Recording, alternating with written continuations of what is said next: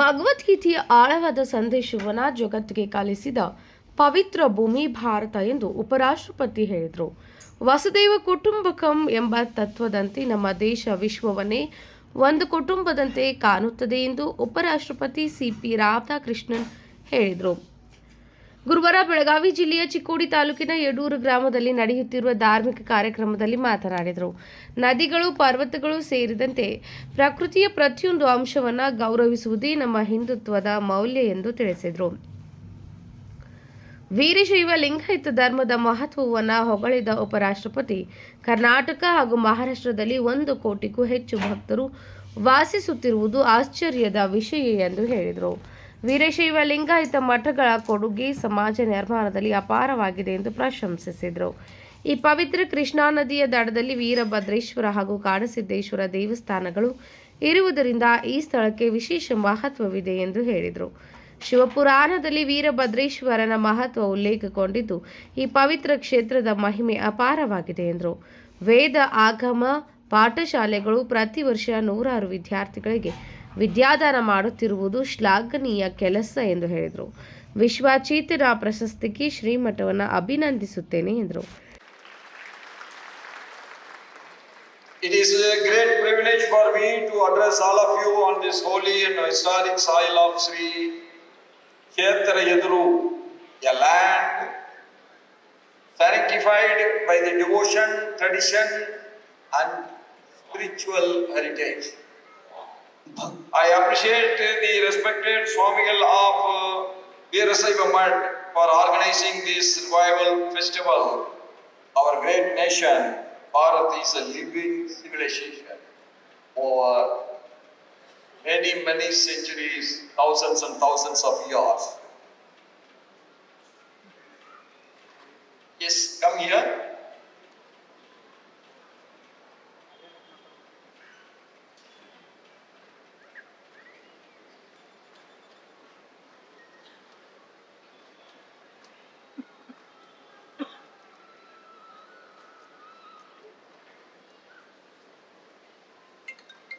ಭಕ್ತಿ, ಸಂಪ್ರದಾಯ ಮತ್ತು ಆಧ್ಯಾತ್ಮಿಕ ಪರಂಪರೆಯಿಂದ ಪವಿತ್ರವಾದ ಈ ಪವಿತ್ರ ಮತ್ತು ಐತಿಹಾಸಿಕ ನೆಲವಾದ ಶ್ರೀ ಕ್ಷೇತ್ರ ಯಡೂರಿನಲ್ಲಿ ನಿಮ್ಮೆಲ್ಲರನ್ನು ಉದ್ದೇಶಿಸಿ ಮಾತನಾಡುವುದು ನನ್ನ ಸೌಭಾಗ್ಯವಾಗಿದೆ. ಈ ಪುನರುಜ್ಜೀವನ ಉತ್ಸವವನ್ನು ಆಯೋಜಿಸಿದ್ದಕ್ಕಾಗಿ ವೀರಶೈವ ಮಠದ ಗೌರವಾನ್ವಿತ ಸ್ವಾಮೀಜಿಯವರನ್ನು ನಾನು ಶ್ಲಾಘಿಸುತ್ತೇನೆ. It is a flow of consciousness that had continued from the Indus Valley to the source of Kanyakumari in the south tip. ಇದು ಸಿಂಧೂ ಕಣಿವೆಯಿಂದ ಕನ್ಯಾಕುಮಾರಿಯ ತೀರದವರೆಗೆ ಮುಂದುವರೆದ ಪ್ರಜ್ಞೆಯ ಹರಿವು. Ours is the land.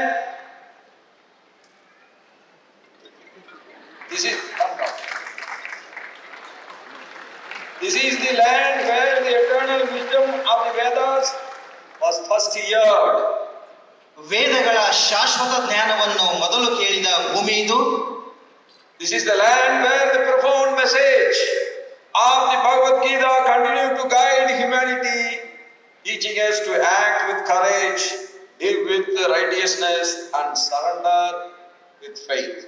ಭಗವದ್ಗೀತೆಯ ಆಳವಾದ ಸಂದೇಶವು ಮಾನವೀಯತೆಗೆ ಮಾರ್ಗದರ್ಶನ ನೀಡುತ್ತಾ ಧೈರ್ಯದಿಂದ ವರ್ತಿಸಲು, ನೀತಿಯೊಂದಿಗೆ ಬದುಕಲು ಮತ್ತು ನಂಬಿಕೆಯಿಂದ ಶರಣಾಗಲು ನಮಗೆ ಕಲಿಸುವ ಭೂಮಿಯಾಗಿದೆ. Hindu consciousness is not confined to rituals alone. It is a way of life. Hindu ಪ್ರಜ್ಞೆ ಕೇವಲ ಧಾರ್ಮಿಕ ವಿಧಿಗಳಿಗೆ ಸೀಮಿತವಾಗಿಲ್ಲ, ಅದೊಂದು ಜೀವನ ವಿಧಾನವಾಗಿದೆ. Vasudhaiva Kutumbakam is our religion, so nobody can teach us what we should do. We love everyone. ಈ ಆಧ್ಯಾತ್ಮವೇ ಹೇಳುವಂತೆ ವಸುದೈವ ಕುಟುಂಬಕಂ, ಜಗತ್ತೇ ಒಂದು ಕುಟುಂಬ ಎಂಬಂತೆ ಬದುಕುವವರು ನಾವಾಗಿದ್ದೇವೆ. ನಮಗೆ ಯಾರ ಶಿಕ್ಷಣವೂ ಅಗತ್ಯವಿಲ್ಲ. It is the philosophy that sees divinity in rivers, mountains, animals and every human being, whether he belongs to our faith or he belongs to another faith. ನದಿಗಳು, ಪರ್ವತಗಳು, ಪ್ರಾಣಿಗಳು ಮತ್ತು ಪ್ರತಿಯೊಬ್ಬ ಮನುಷ್ಯನಲ್ಲಿ ದೈವತ್ವವನ್ನು ನೋಡುವುದೇ ತತ್ವಶಾಸ್ತ್ರವಾಗಿದೆ.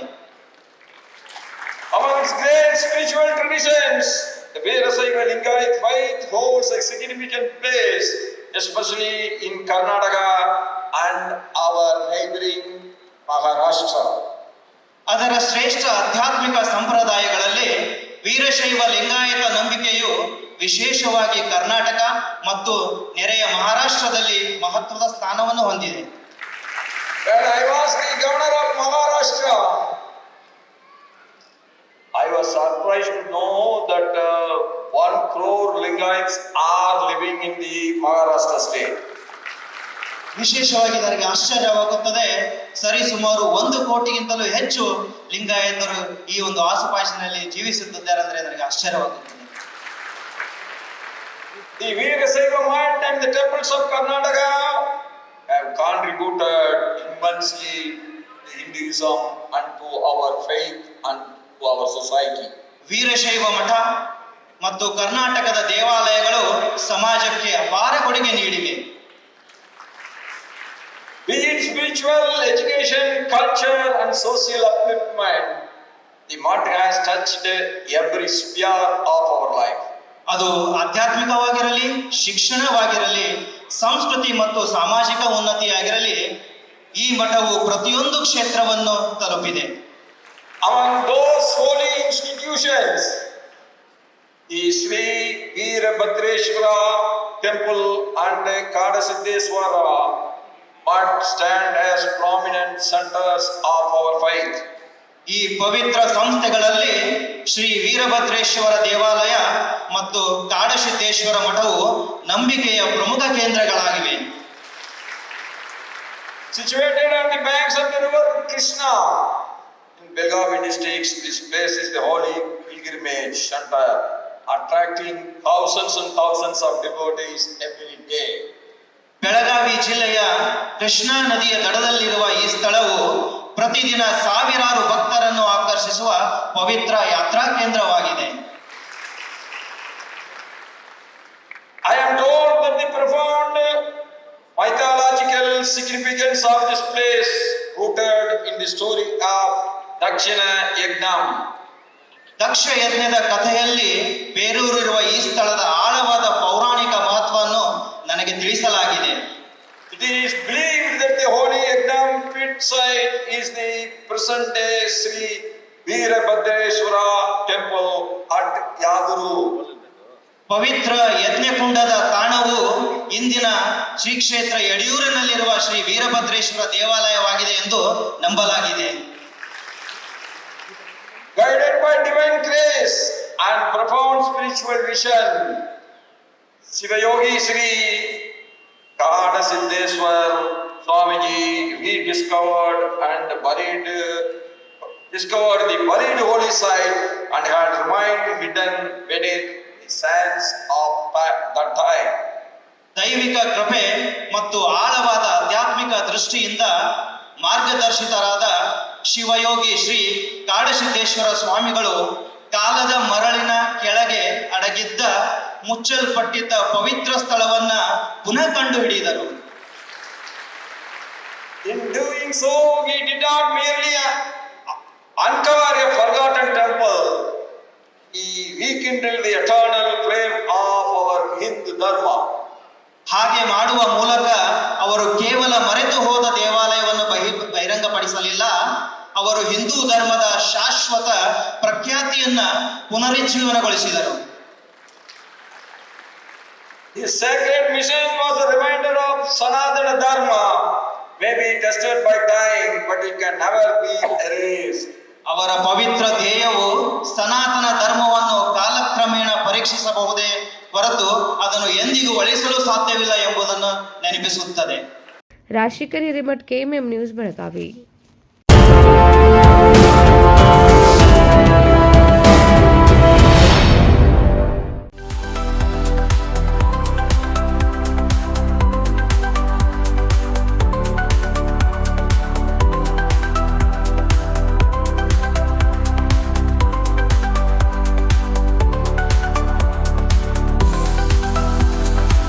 आदर्श ड्रेस सर्कल केवल पुरुषों के लिए लाए हैं ब्रांडेड शर्ट्स, टी शर्ट्स और जीन्स की नवीनतम रेंज।